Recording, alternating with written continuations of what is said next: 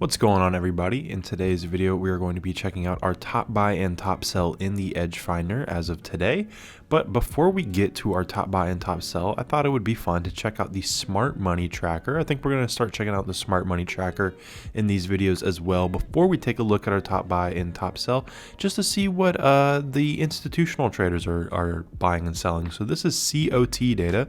That's what we're tracking in the Smart Money Tracker. And like I just mentioned, this is institutional traders. So this is what the big money guys, hedge fund guys are, the guys who are getting paid lots of money to trade.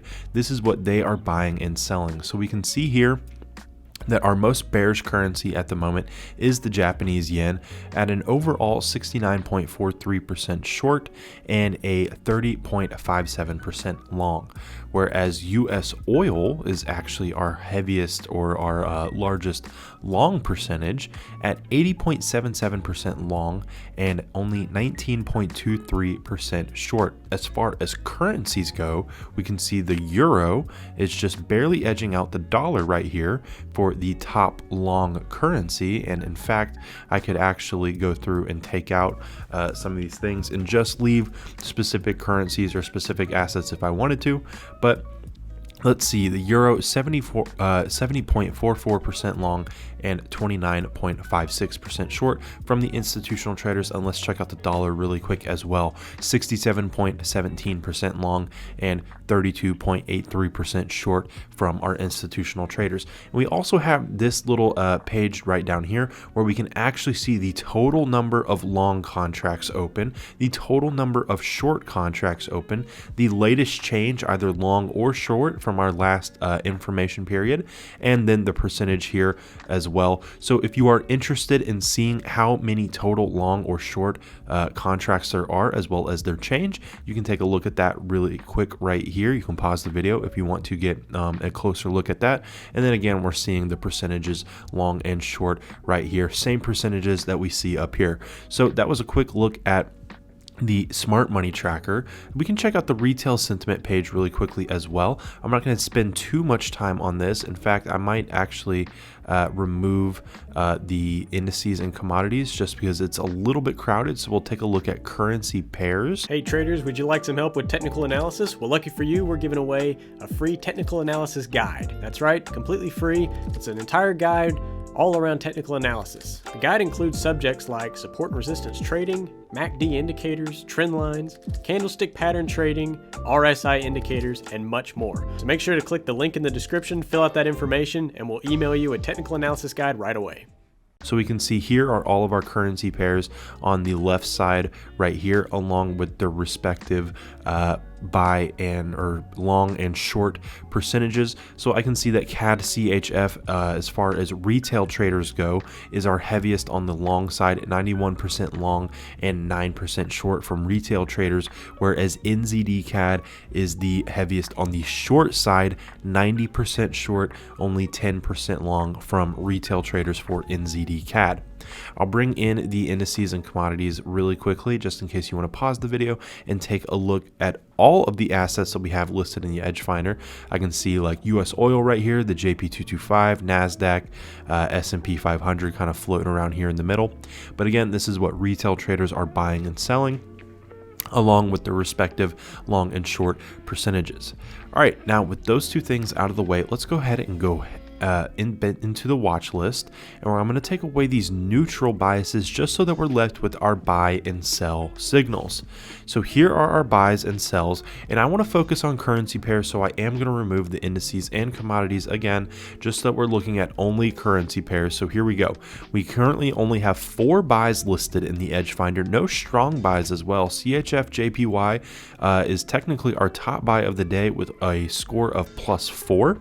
And we have 2 strong sells down here. We have a whole list of sells, but 2 strong sells, GBP NZD and GBP USD, are both strong sells, but GBP NZD edging out GBP USD with that score of -7. So it looks like we're going to take a look at the pound New Zealand cross, as well as the Swiss franc yen cross, which is actually going to be really interesting because we're going to get up-to-date numbers on 4 different currencies. So let's go ahead and start with our buy, which is CHF JPY, a score of +4.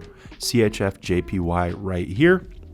Like I just mentioned, a score of +4, and we can see that our COT data is actually neutral. It is a 0 score right here.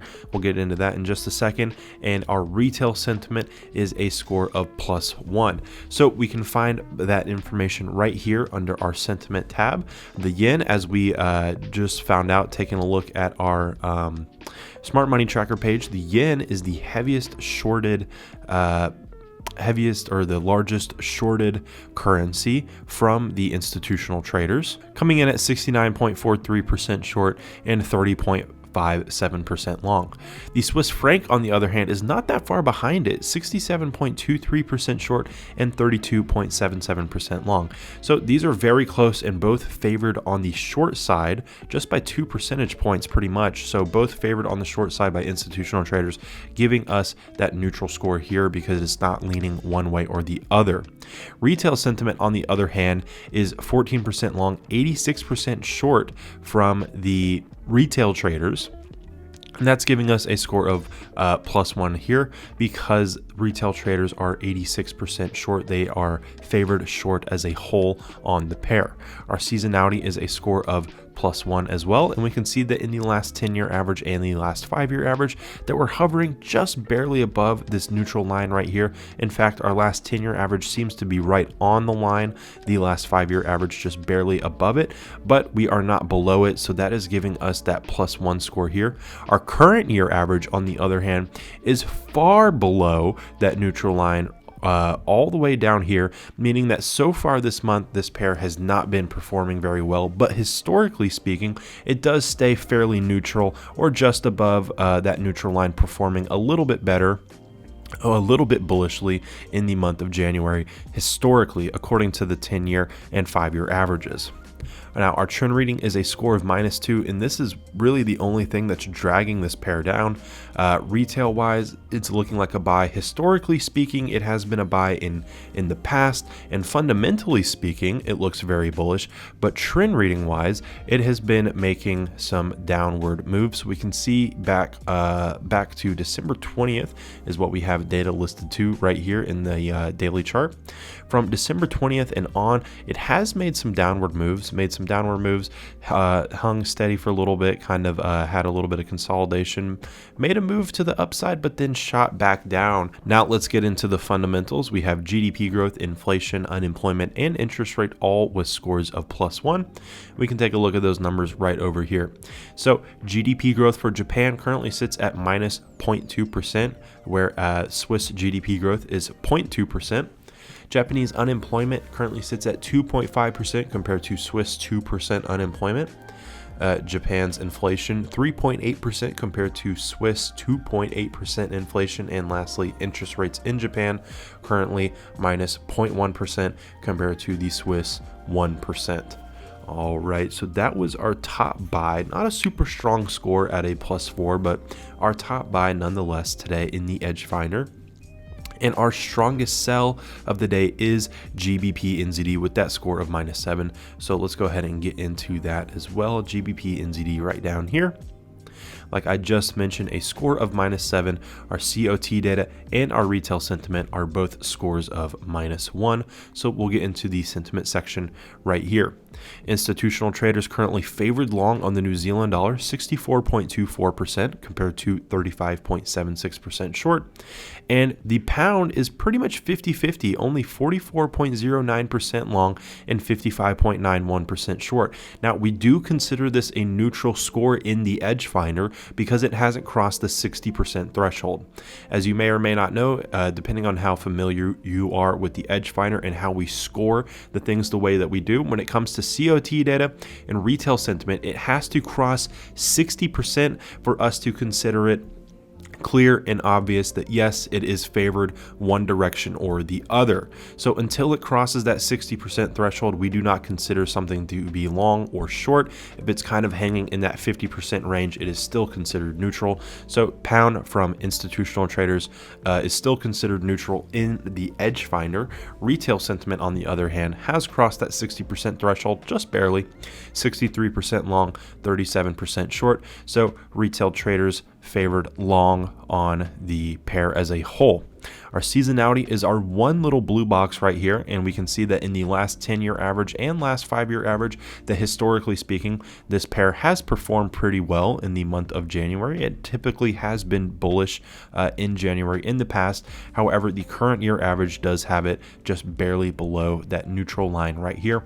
But if we want to talk historically speaking, looking ahead, we do see that in the month of February, there is a dip, especially in the last 10-year average. It's kind of neutral in the last 5-year average, but then moving into March, an even bigger dip for both the last 10-year and last 5-year averages. So if this pair continues to sell off and continues this strong sell score, historically speaking, we could continue to see this dip and line up with what we see in the months of February and in March, where historically speaking it has been very bearish. Now our trend reading is a score of -2, and we can see that pretty much ever since December 23rd, we've been making some downward moves. Downward move, shot back up a little bit, and then continued on downward. And it had a nice little move back up to perhaps this level of resistance right here, but price forecast does project that this will continue to move downwards. Now, the fundamentals, last thing, fundamentally speaking, looking very bearish. GDP growth, inflation, unemployment, and interest rates, all scores of -1, and we can get into those numbers right over here under the fundamental tab. Pound GDP growth -0.3% compared to New Zealand's 2%. Pound unemployment 3.7% compared to 3.3% in New Zealand. Pound inflation 10.7% compared to 7.2%. And lastly, pound interest rates 3.5% compared to New Zealand's 4.25%. All right, so there we go. That was our breakdown of what we have listed as our top buy and top sell according to the Edge Finder. Remember, the Edge Finder is pulling in all of these different data metrics from a lot of different places. It's getting updated hourly, and it scores based on all of those different metrics to give you an overall buy or sell bias. So yep, CHF JPY is right now our highest buy score with only a score of +4, so not a super strong buy, but GBP NZD is looking like a fairly strong sell with a score of -7. Make sure you guys check out the links in the description if you need broker recommendations, access to our free Discord, or want to chat with us on Telegram. If you're interested in our trading software, the Edge Finder, you can find that in the description as well. Thanks for watching.